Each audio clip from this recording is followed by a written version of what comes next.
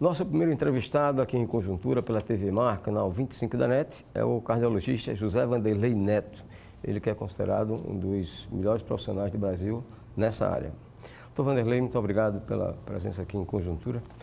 Bom, uma boa notícia para o estado de Alagoas, para o Brasil como um todo, é a implantação do Hospital Zerbini. Tá? É uma ideia do senhor, queria saber o que é que falta para se viabilizar essa ideia, que na verdade o Hospital Zerbini está sendo concebido para ser uma referência na área de transplantes aqui no Nordeste. Flávio, tudo tem que começar com um sonho, né? E um sonho que seja uma necessidade, né?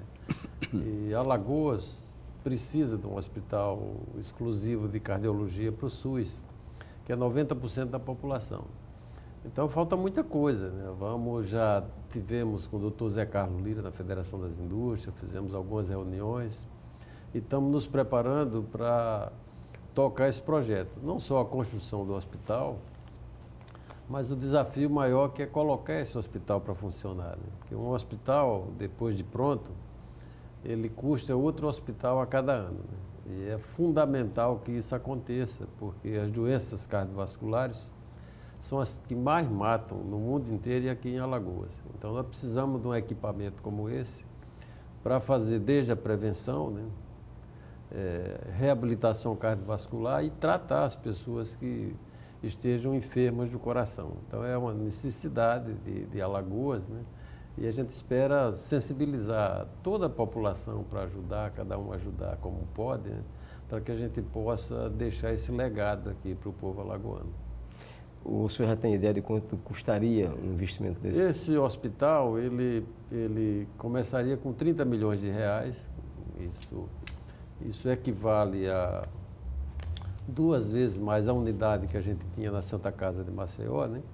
E depois ele pode crescer, né? Mas a partir de 30 milhões de reais a gente faz um bom hospital, como você destacou aqui, com um núcleo de transplantes.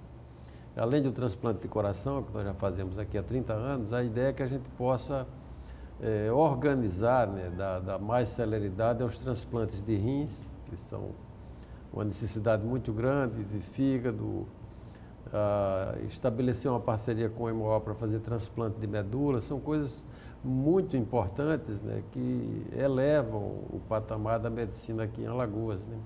E o conhecimento gerado num centro como esse, ele se expande, né, para todos os setores da medicina. Então, nós vamos conseguir isso, né, porque eu acho que é uma boa causa, o governo do Estado está sensibilizado, mas nós vamos procurar as prefeituras, a Prefeitura de Maceió é muito importante nisso tudo, porque quase metade da população fica aqui em torno do município de Maceió, e as prefeituras também do interior que podem ajudar, né? O padre pode fazer um leilão de bois. Eu tive em Barretos, né? E eu fiquei impressionado com aquela obra social. Eu acho que O Hospital de Barretos. isso foi a coisa que mais... O Hospital do Amor, que eles chamam agora, né? Na realidade, não é um hospital, né? São vários... É um complexo hospitalar, tem o Hospital da Criança, o Hospital de Adulto, né? E aquilo atende toda a região e o país inteiro, né?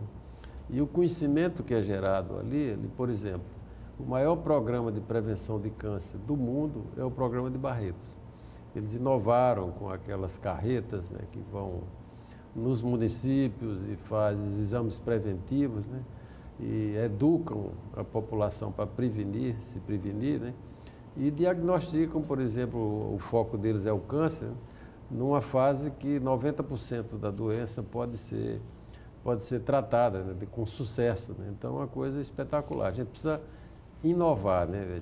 E a prevenção é o passo fundamental para isso. Então, o foco principal desse hospital tem que ser o ambulatório, né? Onde vai educar a inter-relação com os municípios. As pessoas não moram no estado, moram nos municípios, né?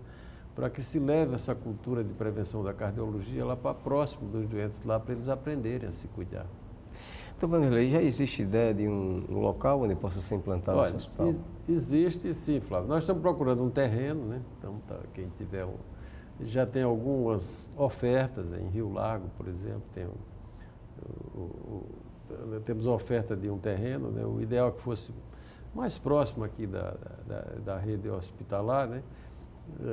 O estado de Alagoas também se dispõe a fazer isso. Há um estudo de vizinho ao Hospital Metropolitano. Seria muito bom que a gente pudesse fazer esse hospital lá grudado, porque a gente interagia e, sobretudo, obedecia uma lógica que é muito importante em economia de saúde, né? Que é não deixar equipamento ocioso. Você tendo os dois hospitais lá, por exemplo, uma tomografia, uma ressonância, ela é compartilhada para todos os doentes, de modo que a operacionalização desses equipamentos ela se torna menos custosa. Quando você tem um equipamento parado, que faz poucos exames, o custo desses exames é muito grande, né? Porque é um investimento muito grande. E nós estamos aceitando, né, sugestões, né? Onde você põe um equipamento desse, né, ele vai gerar emprego também, né, e ele vai agregar valor. Por exemplo, se eu colocasse esse hospital lá em Cacimbinha, se isso fosse possível, é difícil, porque você tem que levar os médicos para lá, você tem essa logística toda, são pessoas ultra especializadas, aquilo ia gerar um polo de medicina como gerou lá em Barretos, né? Então, eu acho que qualquer gestor público, se eu fosse gestor público, me interessaria para ter esse equipamento na minha casa, no meu município. Sucesso aí para o Hospital Dr. Zé Herbini. Obrigado.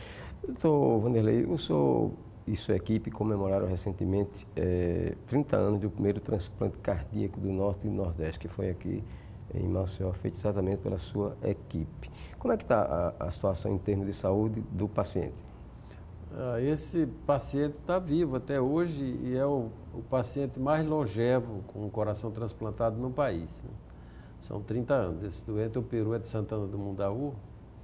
Ele operou com 17 anos e ele agora está com 47 anos e com uma saúde muito boa, né? O que a gente gostaria que ele vivesse mais 30 anos para ser o paciente mais longevo do mundo. Então, isso mostra a força desse grupo, né, de cardiologistas, né, em implantar isso aqui em Alagoas há 30 anos atrás. Acho que foi o 4º estado do país a implantar um programa de transplante e manter isso até hoje, né, que é uma coisa muito difícil. É difícil fazer a cirurgia, mas não é tão complicado. O mais complicado é você acompanhar o doente e manter ele saudável, né? Então, isso mostra a maturidade também desse grupo, né? Que aqui em Alagoas já operou mais de 20 mil pessoas, né? E a obra mais importante que nós deixamos não foi essa, foram 83, 84 cardiologistas que nós formamos hoje, que são pessoas importantes, né? Com essa mentalidade de fazer uma cardiologia que eu chamo de social, que estão aqui em Alagoas, alguns fora, outros no interior, por exemplo. Em Palmeira dos Índios, os cardiologistas mais importantes lá foram formados por nós, doutor Fabiano, doutora Simone, que estão lá atendendo aquela, ali, que é a porta de entrada ali do sertão, né? Então, isso é muito importante em medicina, né? Qualquer que seja a especialidade, de você pensar socialmente, né? Pensar onde é que você está inserido, né? Para quem é que você vai utilizar aquele conhecimento científico. Senão vira uma bobagem, vira só um diletantismo. Então, Vanderlei, qual é o tempo médio de sobrevida de um paciente transplantado do coração? Olha, a possibilidade de uma pessoa que troca um coração estar viva 10 anos depois é em torno de 70%. E aí depois isso vai caindo, as pessoas morrem de problema cardíaco, mas morrem também por conta da idade, né? Uma pessoa que fez um transplante com 70 anos, ela vai obedecer à curva de sobrevivência da própria população. Quando é o mais jovem, como o Francisco, a tendência é que ele viva muito mais. Então é um procedimento, né, com um resultado extraordinário, né? Quando você vê uma pessoa que opera, por exemplo, um câncer de estômago, a sobrevivência dele é quase que a metade só disso, né? 5 anos e 10 anos depois. Então, isso foi que nos motivou naquela época, né, em 1989, né? Em 86, quando a gente começou a nos preparar para isso, né, a trazer esse conhecimento para cá, porque as pessoas que tem um problema cardíaco, às vezes chega a uma situação que não tem mais saída para elas com cirurgia convencional ou com o tratamento com medicação. E na época você só tinha no sul do país. Aí como é que um alagoano, e se for de Cacimbinhas, ele vai chegar até lá? Ele tem que se transferir para lá, mora lá, então tem toda uma logística que é impossível. Então isso foi o motivo principal de nós nos juntamos aqui com os vizinhos de Sergipe, com o meu colega, meu amigo Teles, José Teles de Mendonça, né, a desenhar esse programa, né, com algumas inovações importantes, com a busca de órgão à distância. Na época era muito difícil essa mobilidade, né? Hoje o SAMU tem helicóptero, tudo, então a gente levava o doente até lá. Esse doente foi buscar o coração dele lá em Aracaju. Então isso foi uma inovação espetacular, né, que nos deu um prêmio, né? Pois nós juntamos também com Pernambuco, criamos o Nordeste Transplante, né? E hoje o Nordeste inteiro faz transplante, né? Por causa dessa ousadia que começou aqui em Alagoas, né? E o estado do Ceará e de Pernambuco são hoje os que mais fazem transplante proporcional à população. Em números absolutos é São Paulo, mas quando vai para os números proporcionais à população que ele atende, esses estados são campeões, né? Isso mostra a importância que isso teve, né, para ajudar eu chamo do nosso país, que é o Nordeste, né? O nosso mundo aqui é um mundo diferente, a gente tem que abordar esses problemas também de forma diferente. O senhor é também especialista em transplante heterotópico. O que isso significa? Essa foi outra contribuição aqui do Nordeste, né? Essa é uma forma de transplante em que a gente não tira o órgão doente. E por que não tira?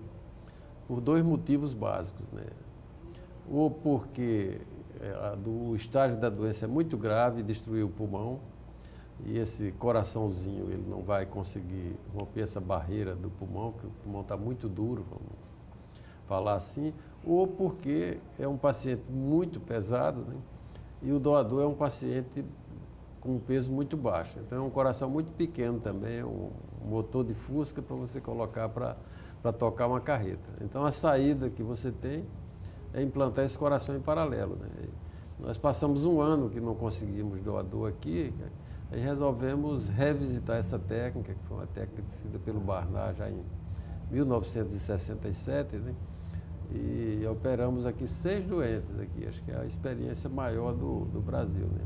Recentemente a gente teve que operar um doente aqui, ele tinha 140 quilos e o órgão que apareceu com ele era um doador com 70 quilos. Aí, então não tinha saída, então põe os 2 corações e a gente tira o paciente daquela encrenca, né? Porque lembrar que o doente que entra numa lista de transplante, se ele não conseguir o órgão em um ano, a tendência dele é morrer, né? Porque a sobrevivência dele é muito baixa pelo estágio avançado da doença. Então, esse doente recebe uma loteria, né? Então, isso foi mais uma contribuição desse chamado Nordeste Transplante, né?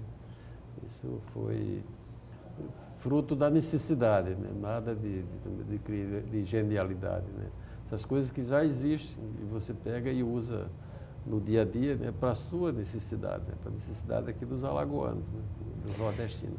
Quais são as principais recomendações para a pessoa se manter bem do ponto de vista cardiológico? Olha, a doença cardiovascular ela tem um determinismo genético que a gente não pode interferir, né?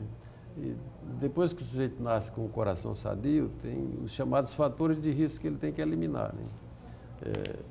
Hipertensão arterial, controlar o colesterol, controlar o fumo, né? Controlar o peso, porque as pessoas que ficam com sobrepeso desenvolvem hipertensão arterial, né? Controlar a diabetes, que a diabetes destrói os vasos do sangue, e quando se junta diabetes com excesso de peso, ele é uma conspiração mortal, né? Então, se afastando desses fatores de risco, não significa que você não vai ter doença cardiovascular, mas significa que você vai ter menos doença cardiovascular, essa doença, se acontecer, é menos intensa e vai acontecer mais tarde na sua vida, né? Então, é muito importante, né, que a população saiba disso e possa se defender, né? Se cuidar, né? Não comer muito sal, não comer muito açúcar. Açúcar é outro conspirador do mal, né?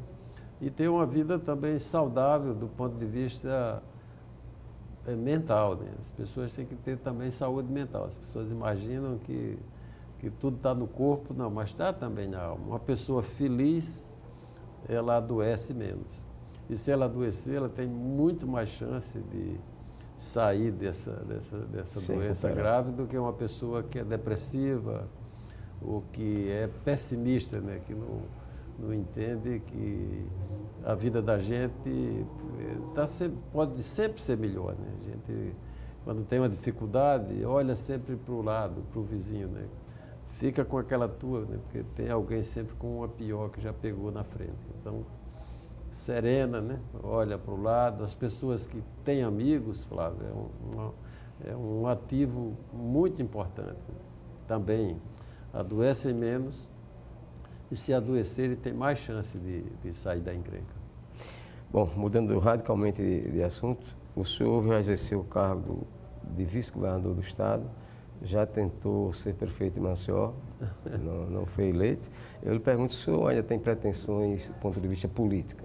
Olha, na realidade eu nunca tive, Flávio. Eu sempre me envolvi muito em política de saúde, né? Então fui presidente do CRM, da Sociedade Brasileira de Cirurgia Cardíaca, fui o primeiro presidente fora lá do eixo de São Paulo, das sociedades médicas todas. A política partidária foi um acaso na minha vida, né?